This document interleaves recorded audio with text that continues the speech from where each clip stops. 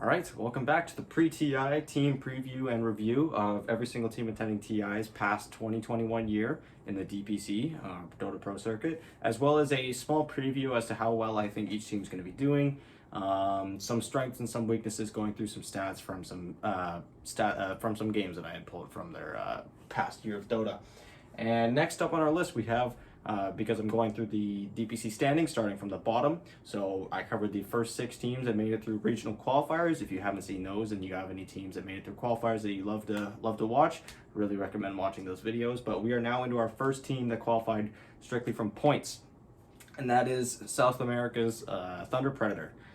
Thunder Predator is a team that out of the gate kind of shocked some people. I don't think a lot of people were paying attention to the South American region particularly, and if they did, they mainly just do Beast Coast because a lot of the Beast Coast players were very popular from their TI10 run. So other than that, a lot of people really weren't looking at the region like it was a whole big deal until these guys came into the first season in the first major and absolutely wiped the floor with some of the best teams in Dota.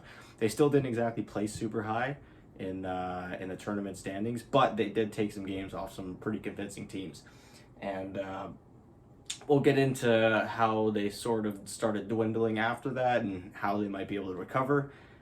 So anyways, yes, they finished with a total of 800 points, finishing 12th place internationally and second in the region. They finished tied actually with Beast Coast, but because of the tiebreaker rules, they placed below. Not that it mattered, both of them finished top 12. But yes, South America finished in the 11th and 12th slot there. So looking at the results of the past year, like I said, they started off really strong, finishing second place in their first season, going 5-2, earning themselves 300 DPC points. At this point, no one was really still looking at them. Of course, South America isn't the strongest region. They still couldn't beat Beast Coast, so it wasn't really a lot to be in awe of until they went to the first major and they made a great lower bracket run where they finished in the top 6, earning themselves another 300 points. Following that, in season 2, they kind of dropped a little bit. They actually have the same record as in season 1, so it's not terrible. But because of that and some other teams doing a little bit better, namely No Ping, and then Beast Coast obviously maintaining their consistency, these guys finished 3rd place, so they just barely missed the cut for that major because in South America, it's only the top 2 teams that make it. Regardless, they still earned themselves 200 points, and with those points all combined, that got them to 800, which is exactly what they needed. Had Team Nigma made it further in the last major, these guys would have been the first ones to be knocked out. So, would there have been a different representative from South America coming in for the regional qualifiers? We never know. It could have been Thunder Predator coming through qualifiers. It could have still been SG. It could have been a completely different team. There's no way to know. But regardless, they made it off points, and they didn't have to swap any players out, because if they had suffered any sort of 15% deduction, they would have risked possibly getting caught by some other teams. Anyways, looking now at other teams that they've played attending this year's TI, there's actually a lot of this board, namely about 10 of the 12 here are from the first season and the first major, and then these bottom 2 series are the only ones from the second season. And there's a lot of green here. There's a lot of winning. There's a lot of beating really good teams, namely SG Esports, another the team that's representing South America, coming in from the regional qualifiers. Back in January, they knocked them down 2-0, and then about a week later, they played Beast Coast and they lose 2-0. So that's what kind of knocked them down to second place. If they'd been able to beat Beast Coast, they would have tied for first, had a chance to have a tiebreaker with Beast Coast. However, they were not able to do that, but they go into the major and they make it to the group stage, where they play first off against Alliance. And of course, I don't think Alliance was actually the first team that they played in the wild card, but I wasn't including the teams that they played in the wild card that didn't make it to TI. So yes, they start off against Alliance. They beat them 2-0, and notably, all of the series with the black stars on the left of them, those are all best of 2s. So they had beat Alliance in a best of 2. They the same day beat Quincy Crew 2-0 in a best of 2. Following day, they play against all 3 Chinese teams in that group stage. They 2-0 Aster. They tie VG Gaming 1-1, and then they beat PSG LGD. So they're taking games, not only games, they're taking entire series off of some of the best teams in this year's international. Following that, they go into the lower bracket with that miraculous performance. Unfortunately, there weren't any upper bracket slots left for them. However, they do pretty well for themselves. Again, they had a rematch against Aster, who they had beaten in the group stage, and they beat them again 2-0. Following that, they play against Virtus Pro, who they beat 2-0 as well. Virtus Pro, another one of those teams that notably this year has been doing very well in their region, but seems to struggle a lot in lands. And that's part of the reason why they get knocked out quite early. And then following that, they face against the the 2B champions of this major, Invictus Gaming. And they take game one off of them in the series, but they lose the next two. And if I'm being honest, this just looked like an IG team that was not going to be beat. They were just not going to lose this tournament. They even pulled the reverse sweep against Evil Geniuses. They did them dirty like that. So, not really going to fault them for losing to the future champions. But yes, following that, they kind of had a bit of a drop-off where, like I said, they finished with the same record, but they miss out on the next major. Lucky for them, it didn't affect their points all that much. In that season, they play against SG Esports. They been that one 2-1, and that was on April 24th. And a week later, they play against Beast Coast, where they still struggle to kind of beat Beast Coast. They lose 2-1. It's a closer series than before, but again, it's kind of a situation like Elephant, where they're not quite the best team in the region. They can't quite beat the best team in the region, but they're a lot better than all the teams below. So looking now at some stats and some pick orders, this is again another team that I covered that has a lot of games to pull from. And because these guys didn't come from qualifiers, all the games I'm pulling from are just teams that are also attending TI that they played against this year, strictly in a DPC format. So that includes just the 2 seasons and the 2 majors, no outside tournaments or anything like that.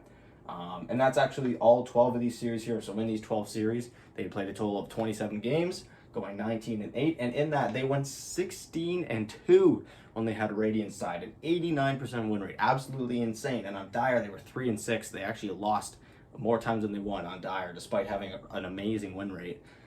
First pick, they went 9-6, 60% win rate. On last pick, 10-2. So unlike a lot of teams that kind of exploited the fact that first pick was way better than last pick, these guys were solid as all hell on last pick. Radiant first pick, they go 7-1. Radiant last pick, they go 9-1 for an 88 and a 90% win rate respectively. On Dire first pick, they go 2-5, whereas on Dire second pick, they go 1-1, so a 50% win rate. Looking now at the heroes that they played across those 27 games, they've played a total of 53 different heroes. Their most played being Earth Spirit with 9 games, Phoenix, Pango with 8, Puck with 6, and then Tusk and Void Spirit with 5 games each. Their best heroes being Phoenix, who went 7-1, Puck, who went 6-0, and then Oracle, who went 5-1. Then their worst hero, the only hero that I found that was actually, that they had played a decent amount that had actually lost some, was Void Spirit, who they played 5 times but only won 1 game with. Most banned by now, so in 27 games, they had banned a total of 65 different heroes, so over half the pool. Their most banned was actually kind of funny. It was Monkey King. And, you know, Monkey King wasn't necessarily a hero that I think a lot of teams would consider was very powerful this year. Specifically towards the first season, too. It wasn't a hero that I don't think a lot of people were looking at all that much. I think it's just one of those heroes that maybe their team isn't as good as playing against. Maybe their offlaner. You know, maybe Frank isn't as good at laning against Monkey Kings. He just hates laning against Monkey Kings. It's entirely possible. But he ends up with 12 bans, as well as Beast, Juggernaut, and Bloodseeker all ending up with 9 bans. And the Beastmaster one makes sense. He was pretty strong for a while. He's just a reliable offlaner, especially in the past year. And then Bloodseeker, the 9 bans, that mainly comes from the fact that these guys loved Pangolier. They picked a lot of Pango. Like I said, they picked him 8 times in 27 games, so almost a third of the games. And the most banned hero against them was actually Puck. So they had Puck banned against them 12 times. Of course, they were 6-0 on the hero, so they loved picking the hero, so it's no surprise there. Death Prophet with 11 bans, and then finally Beastmaster with 9 bans against him there. So Beastmaster was banned against and for them 18 times in their 27 games. Looking now at their roster, they have a coach who they actually picked up after they had already qualified for TI. Technically, they weren't qualified yet. They hadn't clinched, but it was after they had accumulated their 800 points. They pick up Fear, who, as a player, the best he's ever done at TI is obviously he won TI5 with Evil Geniuses, and then as a coach, the furthest he's ever gone was 9th to 12th place in TI7 with Evil Geniuses as well. And now, as the rest of the roster goes, none of these guys have actually played in an international yet. We have MNZ, who the furthest he's gone in any sort of qualifier was finishing 3rd, 4th at the TI6 qualifiers. He played that one with Infamous. Leo Style and Moose, the furthest they've gone, is finishing 3rd place at the TI9 qualifiers. Leo Style notably played in the South American region. These guys were on the same team. They finished in the same placement, but they were on different teams because Leo Style played in the South American qualifiers and Moose played in the North American qualifiers. Frank finishing 4th place in the TI9 qualifiers, as well as MJZ finishing 4th place in the TI9 qualifiers as well, both of them on Thunder Predator at the time. So they've been on here for quite a while. And finally, wrapping things up with some team stats. In best of 3s, these guys went 3-1, 2-1. So very solid record. And looking now at their GPM, XPM, and KDA, it's very easy to kind of look at them and see that they're not exactly high.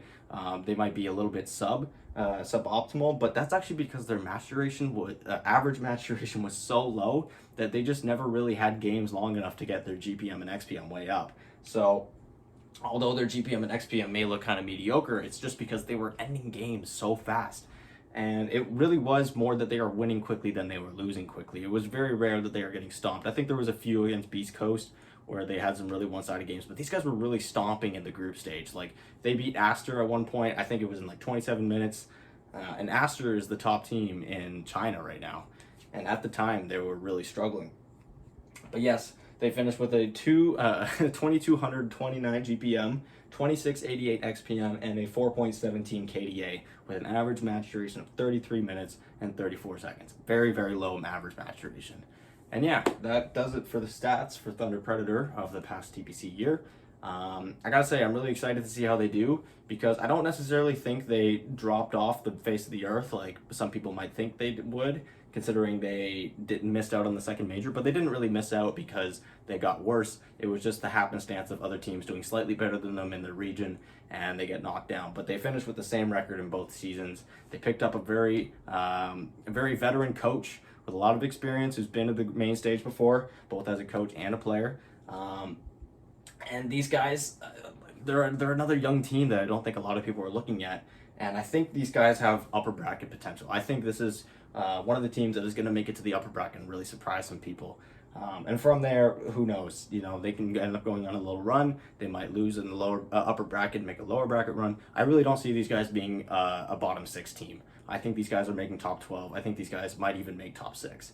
I think a lot of people are really overlooking these guys, and yeah, it's easy to think that they're not as great as some other teams just because they missed the second major, and a lot of people don't really remember that first major when they really surprised people. But yeah, these guys are a really solid team, and you got to imagine that they're only getting better from here. And then they're doing a lot of training in this off season, especially with Fear having a great coach. Yeah. So anyways, I'm super excited. Let me know what you guys think in the comments down below. Do you think these guys are going to flop? Do you think these guys are going to go on a run? Do you think they're going to surprise people? Do you think they're going to fail completely? Let me know your comments down below. And don't forget to subscribe. I'm going to be doing daily uploads every single day until the end of TI. That's my plan from here. I'm just cranking out videos as much as I can, and making my way to the top of this DPC standings list. And then I'm going to do some final predictions and give out my final opinions for how this TI I think is going to unravel, and which teams I think people should be on the lookout for, and which teams I think maybe are on the start of a downward spiral. But yeah, anyways, thank you guys so much for watching. Please be sure to subscribe if you don't want to miss any of the more extra content. We're making our way through our list. The next video is going to be Beast Coast, the last South American team I'm going to be covering. And yeah, so thank you guys for watching, and bye.